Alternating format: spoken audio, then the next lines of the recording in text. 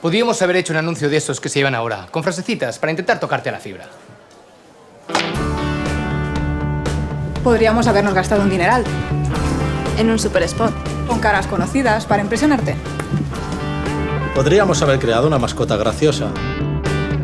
O contarte un chiste para distraerte. Pero hemos preferido ser claros y directos. Para lograr que tú también confíes en nosotros.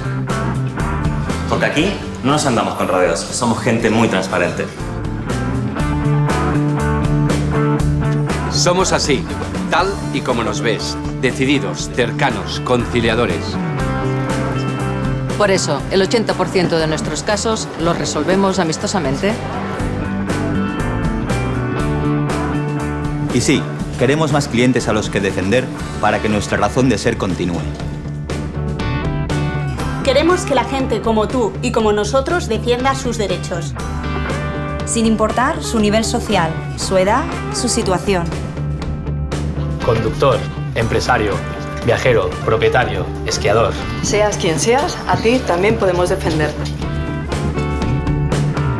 Te lo decimos directamente nosotros, el equipo de ARAC. Quizás, viéndonos por dentro, te convenzas.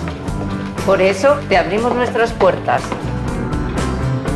Esto es lo que encontrarás si confías en nosotros. Gente implicada. Abogados, asesores. Compañeros que formamos una gran familia. ¿Te apuntas?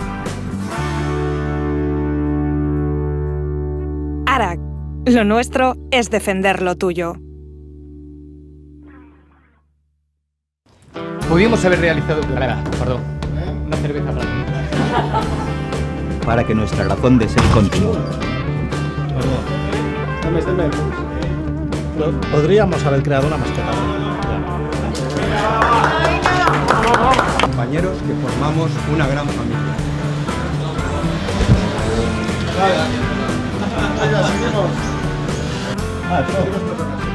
¿Qué les pasa a la